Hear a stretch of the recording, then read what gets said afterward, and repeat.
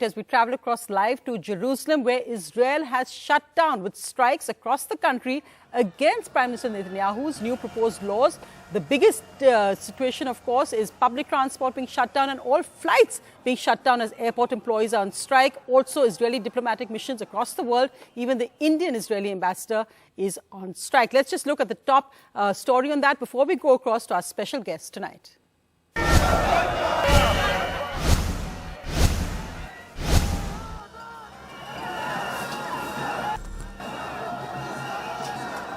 Tens of thousands of Israelis poured into the streets of cities across the country in a spontaneous outburst of anger after Prime Minister Benjamin Netanyahu abruptly fired his defense minister for challenging the Israeli leader's judicial overhaul plan.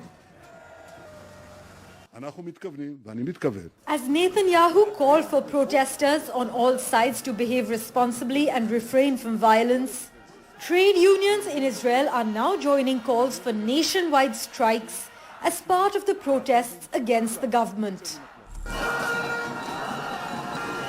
Protesters in Tel Aviv blocked a main highway and lit large bonfires, while police scuffled with protesters in Jerusalem and used water cannons near Netanyahu's house.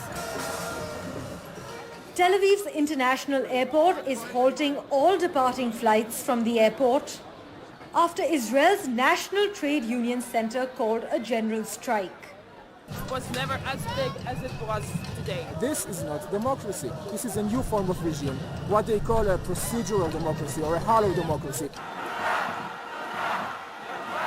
The reforms include plans that would give the government full control over the committee which appoints judges. Benjamin Netanyahu wants to get the new legislation through Parliament by the end of the week, but the new reforms will remove the checks and balances in Israel's democratic system and concentrate power in the hands of the governing coalition. Critics, meanwhile, also emphasize that Netanyahu, who is on trial for corruption charges, has a conflict of interest. Parmeshwar Bava for NDTV. Joining me is Mr. Amici Stein, the diplomatic correspondent of Israel's Kan TV from Jerusalem.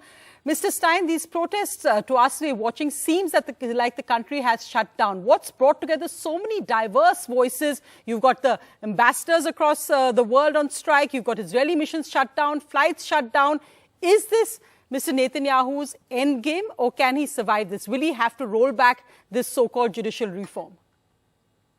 No, it's not his end game. We love to say a lot of times that it's Netanyahu's end game, but this time no one is saying it's his end game. The only question, will he cancel the judicial reform legislation and delay it, and will he appoint back Minister of Defense Gallant, which is just fired yesterday because he opposed the judicial reform and said it will cause the army to melt down and increase Israel's security risk.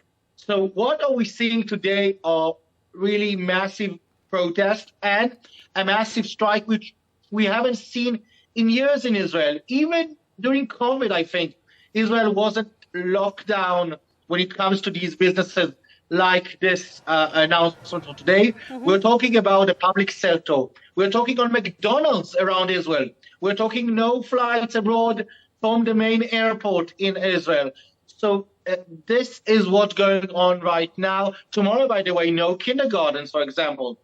So this is the strike that is coming to pressure Netanyahu to cancel the reform. Netanyahu doing this in a bid to save himself on corruption charges? Is it likely that a verdict is going to go against him? Is this a sign of his fear? So he's kind of stuck between a rock and a hard place if he takes back those judicial reforms he's proposed. Apparently, even his lawyer has refused to represent him if these judicial reforms are not rolled back. Yes, this was very interesting today that his lawyer said that if the judicial reform will not be rolled back, he will stop representing him in court. But the story really is not at Netanyahu's trial. Netanyahu's trial was the question when it came to the question if Netanyahu can speak about the reform or act regarding the reform.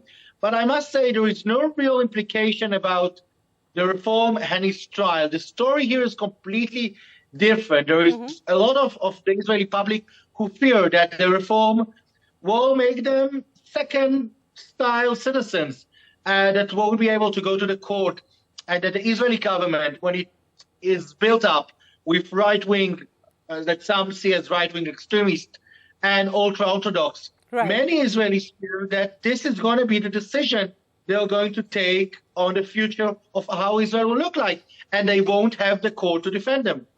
Right, Mr. Stein, thank you so much for joining us with your perspective. Of course, as we speak, the Israel ambassador on strike, the Israeli missions, the consulates, the embassy in New Delhi, all on strike, as is across the world. Thanks so much for joining us.